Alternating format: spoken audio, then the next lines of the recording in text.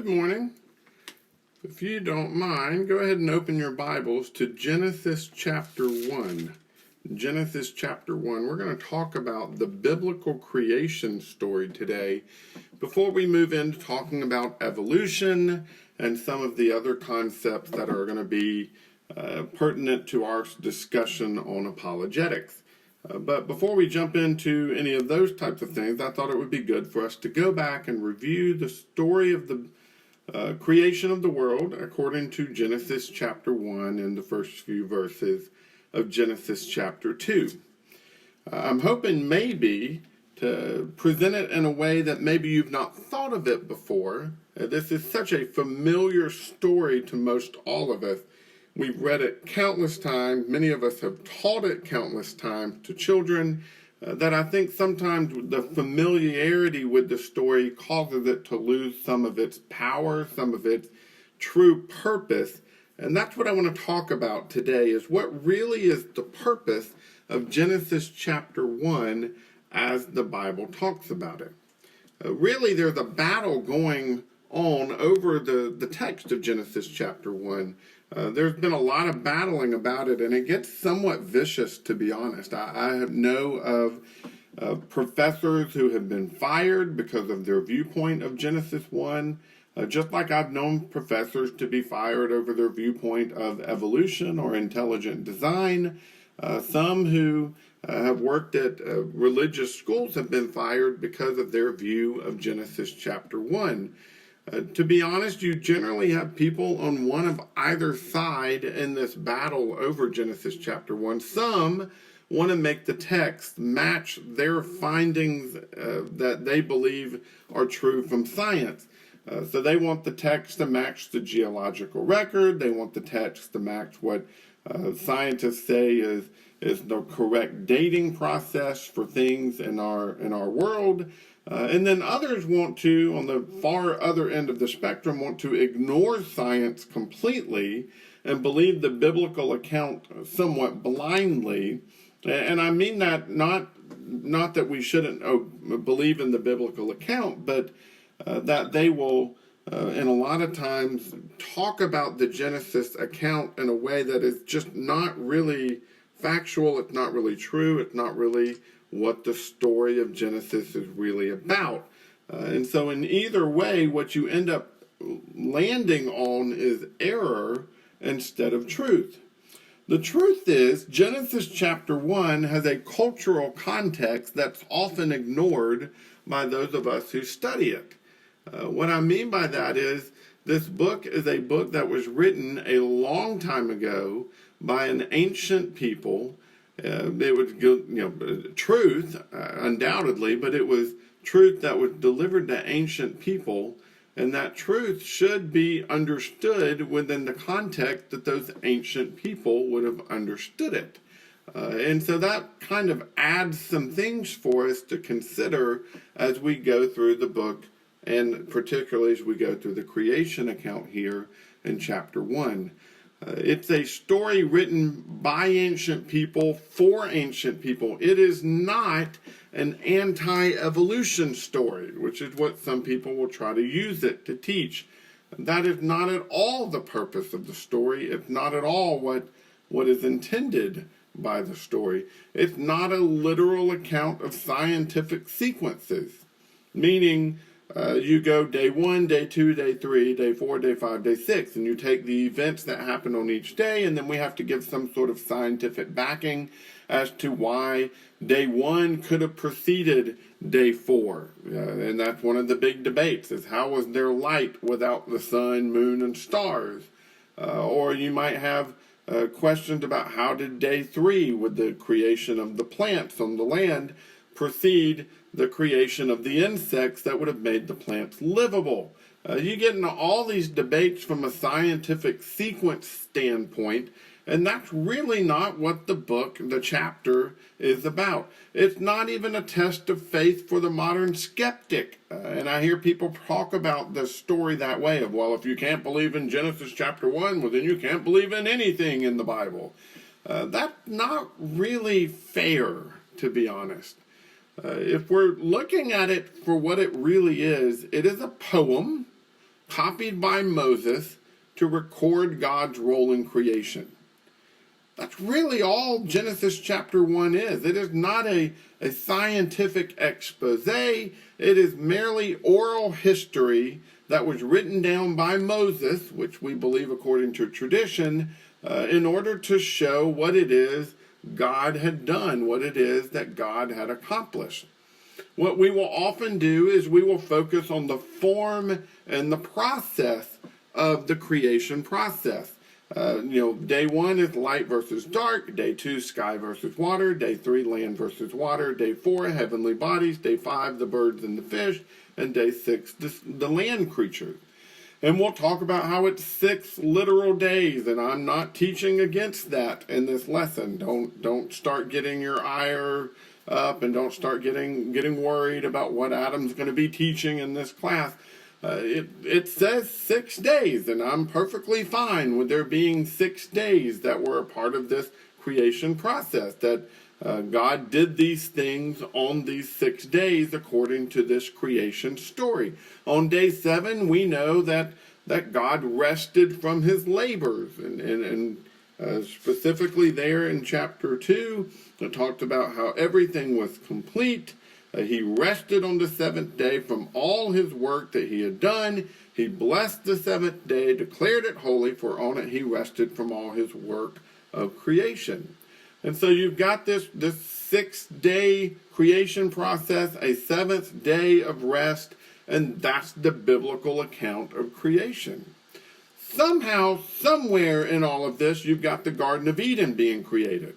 And depending on which details in the text you look at, you either think that was part of the original 6 days, or maybe it's a later creation, because it does seem that he created man before he created the Garden of Eden, because he created the garden, then he placed man in the garden. Now, some people understand that to mean he created man and put him in the garden at that point in order to make it match up with the 6 days of creation.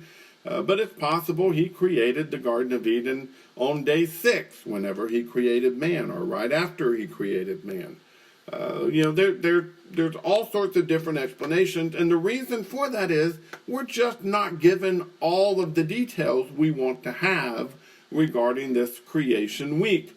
All we are told is what we have there in the text, and when it's written in a poetic form, it's written in a short, succinct, easy to understand way, we're not going to have all the details that we want to have as we try to dig into it. Now, here's where I want to go maybe a little bit different than the way you've often heard the story of creation.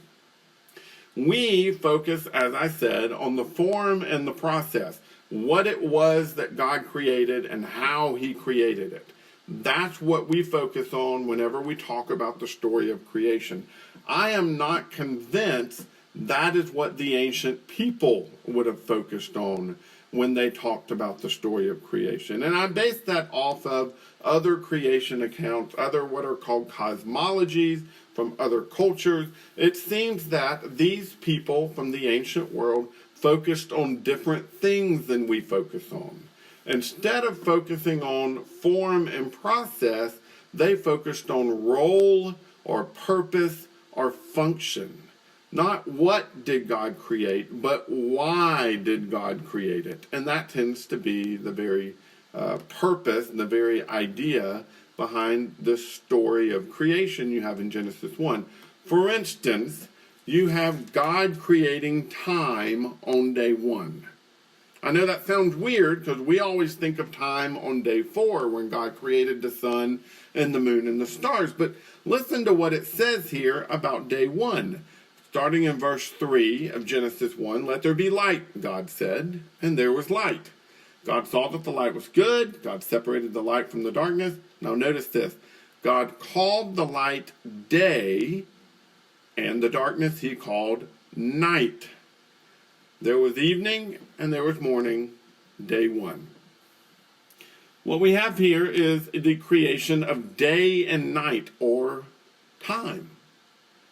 Time began from the very beginning, on that very first day, and that's what God was doing. I don't know that the story is focusing as much on how was there light, what did God create that made light possible, not the form or the process, as much as it is what the purpose that God created. God created time on day one.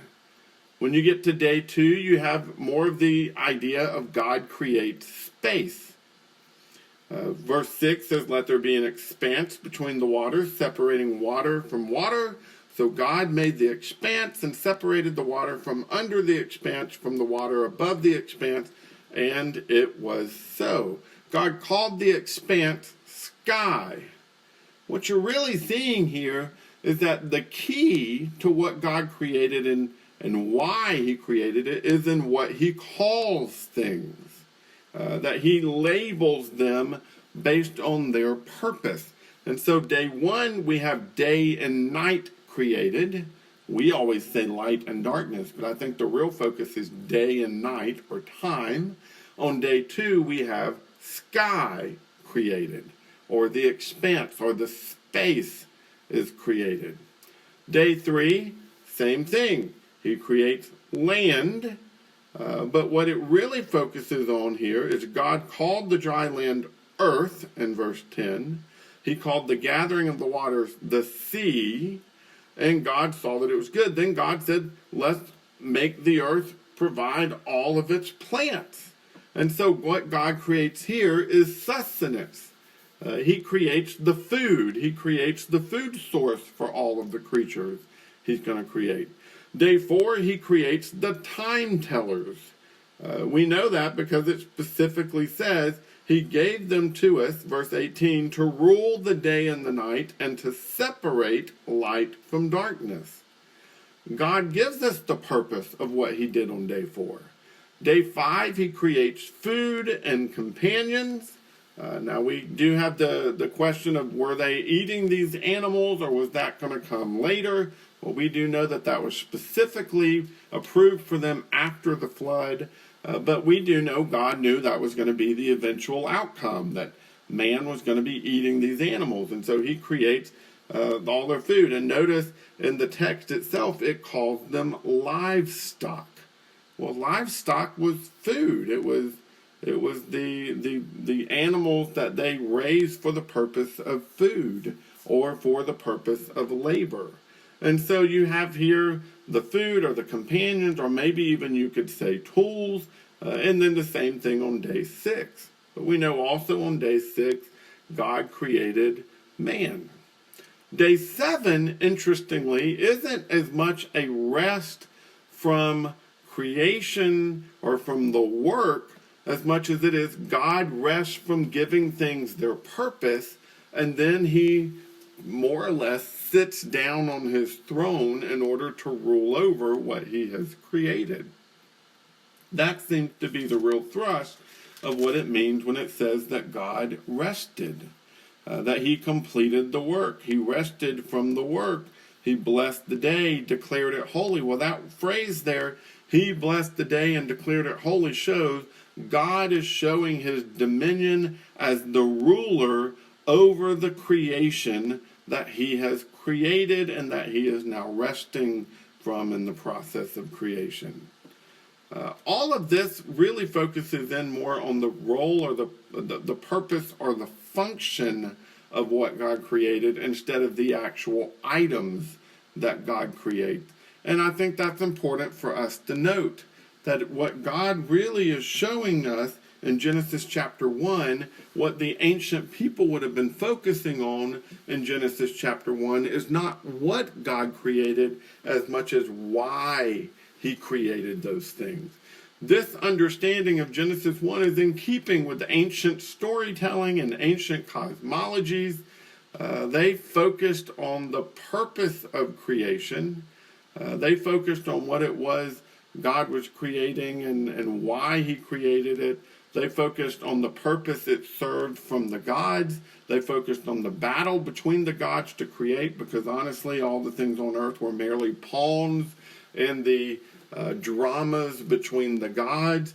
Well, the biblical story is different in that it is a polemic or a defense of what of God himself. While it also focuses on the purpose of creation, it focuses on the purpose that creation serves for man. Now that's different than what the ancient cosmologies were, that all of the things that were created for the benefit of the gods. Well, in Genesis, it changes that to show that what is created for man's benefit. God doesn't need time. God doesn't need time tellers. God doesn't need space. God doesn't need sustenance. God has everything he needs. God doesn't depend on man. All the things God created for our benefit, not for his benefit. You also see a great focus in Genesis chapter 1 on the single powerful God who did all of creation. And that becomes important, that God is showing that, or the ancient story is showing that God is the single God who could do it all. There didn't need to be a battle between gods because there was only one God to do it. And that one God is the God of Scripture. Genesis 1 is a story against, or a defense against man's wrong understanding, but not how we often use it as a creation versus evolution debate. Rather, it is the ancient discussion or debate of, is it the monotheistic God of the Bible, or is it the many gods of the cultures of the ancient world? And Genesis chapter 1 is showing very clearly that it is the single God who is able to do it all, and he's able to do it all for our benefit. Now, we often talk about how in Genesis chapter 1, and especially over in Genesis chapter 2, we see this very clear picture that man is the pinnacle of God's creation. That we are created in a special way. We are the image of God, with the breath of God, because God breathed that life into man. And when we see that, we see this kind of very personal connection between God and man. We see that we are treated special, that we are different, that we're given a special place to come and meet with God, that we have the breath of life in us, that we bear his image, but we are still pictured as helpless, naive, and desperate. That seems to be the impression we all get about Adam and Eve, that they are somewhat helpless. They're able to work, they're able to do things, but they don't understand, they don't have knowledge of good and evil, they don't have knowledge to function the way we have knowledge to function, and so we tend to look down on them some because of the way that they are created. Also, immediately the biblical story moves to their rebellion. It does not take but just a few words in order for us to get straight to the idea of man's rebellion. But the real climax of the Genesis story is God's relationship. He touches us. He is tender with us. He is personally involved in our creation. He desires a relationship with us. He created us as image bearers and not just some other creature. And that in and of itself is remarkable, and one of the great important climactic ideas of this story, that we are something special, and God desires a relationship with us, not because of our worth, but because he desires it, because he wants it, because he created us for that purpose. And when we understand that, when we understand the Genesis story is not just teaching us about some items God put in our universe, but it's teaching that God did all of these things for our benefit, it should cause us to want to serve and love that God the way that he constantly serves and loves us. What a great God we have.